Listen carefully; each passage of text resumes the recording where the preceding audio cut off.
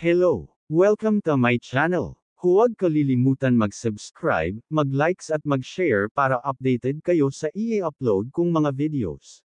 Magaganda ang i-upload kong mga videos dahil ito ay informative, educational and interesting to watch. Nakakamangha at madaling maunawaan ng lahat. Marami kayong matututunan dito. Maghahatid sa inyo ng kaalaman at edukasyon. Huwag bibitiw, manood at makinig sa aking mga videos. Ang pag-uusapan natin ngayon ay tungkol sa marital infidelity. Ayon sa Korte Suprema, sa kaso ni XXX versus People of the Philippines, GR. Number 250,219, March 1, 2023. The Supreme Court has held that marital infidelity is a violation of the Anti-Violence Against Women and Their Children Act, as it falls under the law's definition of psychological abuse. Iginiit ng Korte Suprema na ang pagtataksil ng mag-asawa ay isang paglabag sa Anti-Violence Against Women and Their Children Act, dahil ito ay nasa ilalim ng kahulugan ng batas ng psychological abuse. Pinagtibay ng Korte Suprema ang hatol para sa paglabag sa Republic Act No. 9262 o ang Anti-Violence Against Women and Their Children Act of 2004, Anti-VAUSI Act, ng isang lalaki na nakipagrelasyon sa ibang babae at nabuntis nito habang ang kanyang asawa ay nagtatrabaho sa ibang bansa. Sa isang desisyon na may petsang ika-1 ng Marso taong 2023, tinanggihan ng unang dibisyon ng Korte, sa pamamagitan ni Justice Ramon Paul Hernando, ang petisyon para sa pagsusuri sa certiorari ni XXX at pinagtibay ang desisyon noong ika-31 ng Enero taong 2019 at ang resolusyon ng Korte ng ika-18 ng Oktubre taong 2019. Mga apela, CA. Pinagtibay ng mga desisyon ng CA ang paghatol kay XXX ng isang Regional Trial Court, RTC, na nagpatunay sa kanya na nagkasala ng lampas sa makatwirang pagdududa ng paglabag sa Section 5(I) ng Anti-VAUSI Act na nagsasaad na ang krimen ng karahasan laban sa kababaihan at kanilang mga anak ay ginawa sa pamamagitan ng pagiging sanhi ng mental o emosyonal na paghihirap, pampublikong pangungutya o kahihiyan sa babae o sa kanyang anak, kabilang ang, ngunit hindi limitado sa, paulit-ulit na pasalita at emosyonal na pang-aabuso, at pagtanggi ng suportang pinansyal o pag-iingat ng mga menor de edad na bata o pag-akses sa anak ng babae, mga bata. Binigyang diin na ang pagtataksil sa mag-asawa ay isa sa mga anyo ng psikolohikal na karahasan.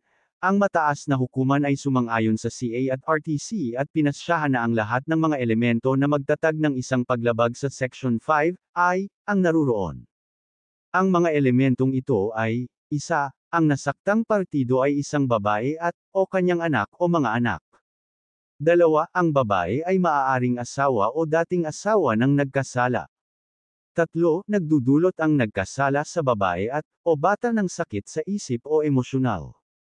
At 4. Ang paghihirap ay dulot ng mga gawain ng pampublikong panunuya o kahihiyan, paulit-ulit na pandiwang at emosyonal na pang-aabuso, pagtanggi ng suportang pinansyal o pag-iingat ng mga menor de edad na bata o pag-akses sa mga bata o katulad ng mga naturang gawain o pagtanggal. Ipinapakita ng mga record ng Korte na ang petitioner na sina XXX at AAA ay ikinasal noong ika-29 ng Desyembre taong 2006 at nagkaroon ng isang anak na babae, si BBB. Kalaunan ay pumunta si AAA sa Singapore noong 2008 para doon magtrabaho. Noong Mayo taong 2015, nalaman ni AAA na si XXX ay nasa isang romantikong relasyon sa ibang babae, si CCC. Ang pinakamasama, natuklasan niya sa kalaunan na ang ibang babae ay buntis sa anak ng kanyang asawa. Nang maglaon, nalaman ni AAA na dinala ng petitioner na si XXX ang ibang babae na si CCC sa kanilang bayan na nag-udyok sa huli na bumalik sa bansa.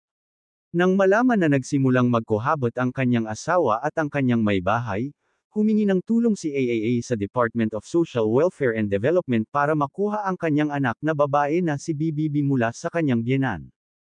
Ang petitioner na si XXX ay kinasuhan ng paglabag sa Section 5(I) ng RA 9262 sa harap ng RTC noong Enero taong 2016.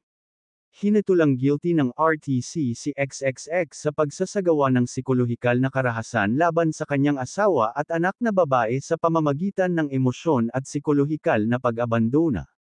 Naagrabyado, ang petitioner na si XXX ay umapela sa CA at ibinilang ang mga sumusunod na pagkakamali, bukod sa iba pa sa RTC, tulad ng hindi pag-isip na ang kanyang asawa ang naghiwalay sa kanilang anak mula sa petitioner at dahil sa hindi pagkonsidera na siya ang kumuha ng kustodiya ng bata noong siya ay 7 buwan pa lamang hanggang Oktubre taong 2015. Walang nakitang merito ang CA sa petisyon.